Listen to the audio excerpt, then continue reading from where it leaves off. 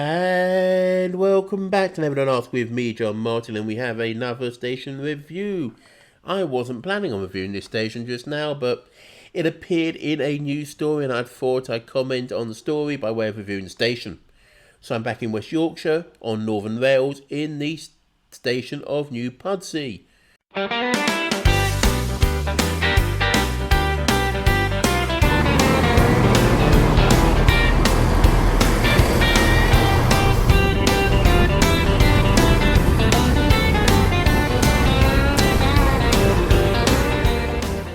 Pudsey Station is next to the A647 Ring Road Pudsey and is reached from the main road by Alcoats Lane. The A647 isn't actually a ring road for anything, but this isn't a video about misnamed roads, so let's get on with it. Pudsey is to the south, Farsley to the north, Stanley to the east. To the west is the Bradford suburb of Thornbury. There isn't a new Pudsey town. The name of the station refers to it being a new station for the town of Pudsey, to differentiate it from the previous stations, which were both closed by the time this station was built. We are on the Calder Valley line, or the east section of it between Bradford and Leeds. Bradford interchange is 3 3/4 miles away. Bramley is 1 3/4. To understand why New Pudsey was built, it's necessary to go back to the 19th century. The town of Pudsey was originally served by Great Northern Railway, one of Britain's major railway companies during the Victorian era. The Great Northern reached nearby Stanley in 1854 as part of the Leeds, Bradford, Halifax Junction Railway. It was later absorbed into the Great Northern Railway. By that time, passengers travelling to Pudsey had to make their own way from Stanley Station, which lay some distance from the town itself. Recognising the need for more direct service, Great Northern Railway opened up a branch line from Stanley to Pudsey Greenside on 1st of April 1878. The new line gave the town its own railway for the first time, 2 stations serving Pudsey itself, Pudsey Low Town on the eastern side of the town and Pudsey Greenside near to the centre and the west. Initially, the line was a single-track branch, but growing demand soon justified expansion.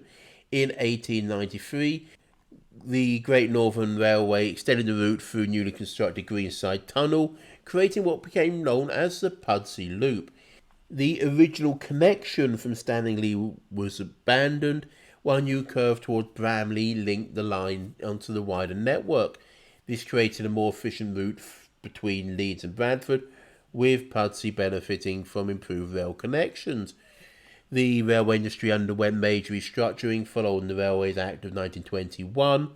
1923, Great Northern ceased to exist as an independent company, became part of London North Eastern, commonly known as LNER. Pudsey stations and the Pudsey Loop therefore passed into LNER ownership. Further reorganisation after the Second World War became part of the eastern region of British Railways. British Rail. By the late 1950s, early 1960s, Britain's railways were facing declining passenger numbers and mounting financial losses. Publication of Dr. Richard Beeching's report, Reshaping of Britain's Railways, in 1963, led to large-scale closures across the country. Although Pudsey stations were reasonably well used, the entire loop was earmarked for closure. On 15th of June 1964, Pudsey Low Town, Pudsey Greenside and the loop itself were closed for both passenger and freight traffic, ending almost 86 years of railway service through the heart of the town. The loss of the town's railway stations proved unpopular, and British Rail soon sought an alternative. Rather than rebuilding a line into Pudsey itself, the decision was made to construct an entirely new station on the busy Calder Valley route between Leeds and Bradford. This line had remained open because it formed part of an important intercity and regional corridor. New Pudsey Station officially opened on the 6th of March 1967 under British Rail. The station was built about 1 mile northwest of Pudsey town centre, in Farsley, on a site chosen primarily for its road access rather than its proximity to the town centre. What made New Pudsey particularly significant was it represented a new philosophy in railway planning.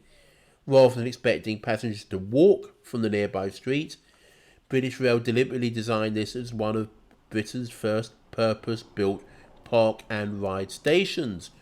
It was located where several major roads converged, including the Stanley Bypass, and provided with an unusually large car park.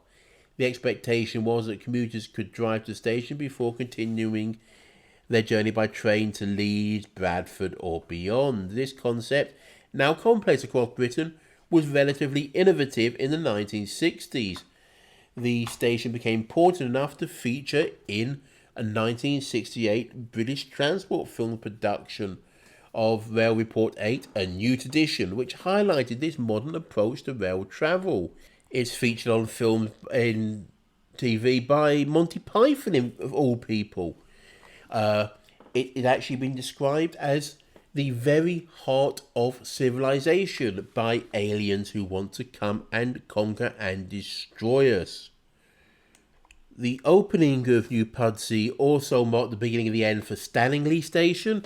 Although the two stations served slightly different communities, British Rail regarded New Pudsey as its replacement. Stanley closed on the 1st of Jan 1968, leaving Pudsey as the principal station of both Farsley and Pudsey. For the following decades, New Pudsey established itself as one of the busiest suburban stations west of Leeds. For a period, it enjoyed direct services from Bradford to King's Cross. Those trains used the Calder Valley route before heading south on the East Coast Main Line. However, after the East Coast Main Line was electrified during the 1980s, these trains then passed through via Shipley and went to Bradford Forster Square, leaving New Pudsey with a predominantly regional role. Today, New Pudsey remains managed by Northern on behalf of the National Rail Network, while local transport is coordinated through West Yorkshire Metro. We have two side platforms here, both 122 metres long. Those much admired administrators of all that is just and true at the Department of Transport Station Classification Syndicate class this as a Category E station, the least busy of the staffed stations. Marked for services 6 out of 10. There are 4 trains an hour through here in each direction. All services run by Northern, all call at Leeds 10 minutes away and Bradford Interchange 8 minutes away. We have the Leeds to Manchester Victoria service where Halifax is 22 minutes away, Rochdale 55, Manchester Victoria in an hour 12. The Leeds to Chester service runs via Manchester Victoria but has more stops. Yet it's somehow timetabled to be about the same time to Victoria. Chester is 2 hours 10. The York to Blackpool North service has York 43 minutes away, Preston an hour 30, Blackpool North is just under 2 hours. Then there is the Halifax to Hull service, Hull is an hour 25, Halifax is 23 minutes.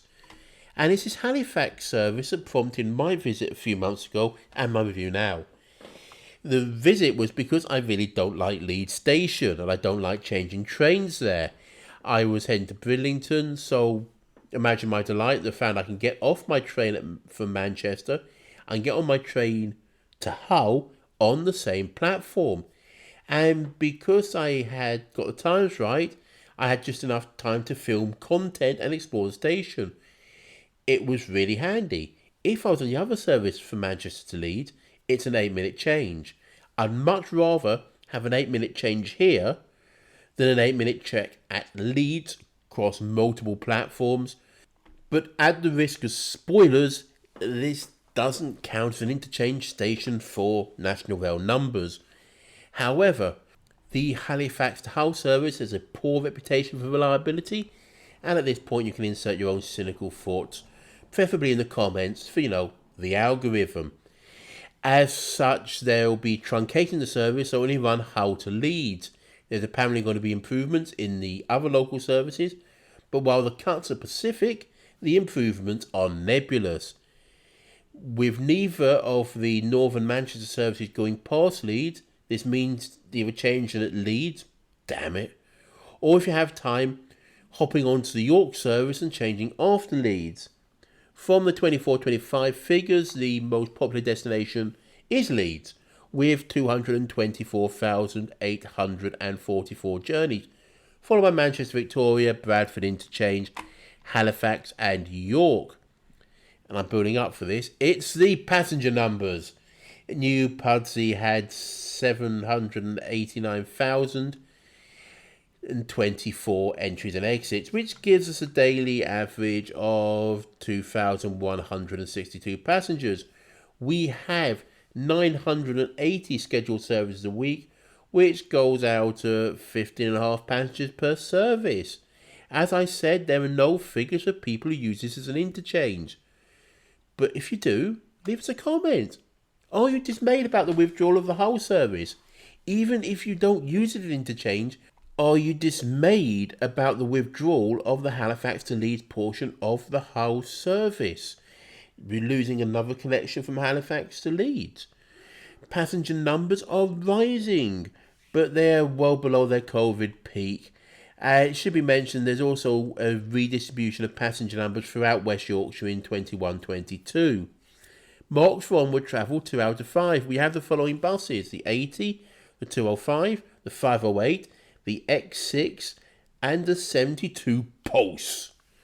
The 80 is run by Square Peg, runs twice a day between Old Farnley and Pudsey. The 205 runs 6 times a day from Alcote Centre to Dewsbury Bus Station, operated by TLC Transport. The 508 is a Halifax bus service from Halifax to Leeds, generally hourly, although all services drop off in the late afternoon. First Bradford runs the 4 times an hour X6 between Leeds and Bradford. They also operate the 72 Pulse, which is also 4 times an hour. I'm a bit reluctant to give us the 3, despite having 2 frequent services, and they do connect Leeds and Bradford, just like the train service. The 2 least frequent services are to the 2 places not served by these trains. Marks for accessibility: 6 out of 10.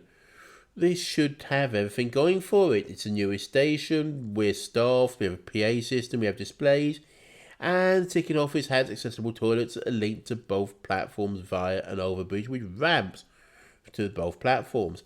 However, steps from the car park to the platform, and there is no accessible parking spaces. The other big negative is the big jump from the train to the platform. It's quite substantial. It presents a challenge to kids, elderly, reduced mobility, drunk, and it's Yorkshire, and I always encounter drunk people on trains in Yorkshire. Marks for station facilities: 3 out of 10. Well, let's start with platform seating. There isn't any. We have 2 enclosed waiting rooms with seating, but there are no seats on the platform. As I mentioned in Tutbury and Hatton, where there was just a covered shelter, it's all very well till it gets occupied by somebody with antisocial behaviour and you have no other seating options. While I didn't visit here on a particularly hot day, these enclosed rooms with lots of windows can get very hot, and just some outside seating under the shade of a canopy would be much welcome. The ticket office has toilets, has accessible toilets. That fountain of 40 facts, the National Rail website, claims there are 271 car parking spaces, but only 11 bike spaces. Marks for care and character: 9 out of 20. Character-wise, there isn't really much here. I mean, there's 2 bog-standard concrete platforms on brick supports.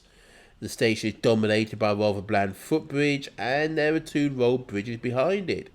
The platforms themselves show signs of patchwork of fixes. There is some rust showing on the metalwork. Care-wise, the bushes and the flowers are well kept. There's a nice bit of artwork on the fence about the trains that used to pass through the region, drawn by, I presume, local kids. However, just in front of this, the platform looks worn out and the paint on the warnings has vanished in places. Marked for nearby things: 4 out of 10. It's a very handy station if you want to pop in and do some shopping. As to the Alcote Shopping Centre with an Asda and a Marks and Spencer's is the back of the station. Not sure though what station you should travel here from other than Bramley. Heading to the west we have Woodhall Lake and Woodhall Hills. Overall, we have 30 out of 65, which is 46%. It's a handy place station if you want to park and ride, and I like using it as an interchange. But it's not a station that's aged well. It looks more worn out than many older stations, and while it does the basics for accessibility, the platforms being so low is a real pain. If I came here later on, then I wouldn't be able to use it as an interchange, and this would lose marks. Thanks once again for watching as I travel around the country. Please like, subscribe, and ring that bell to be notified of the next station review.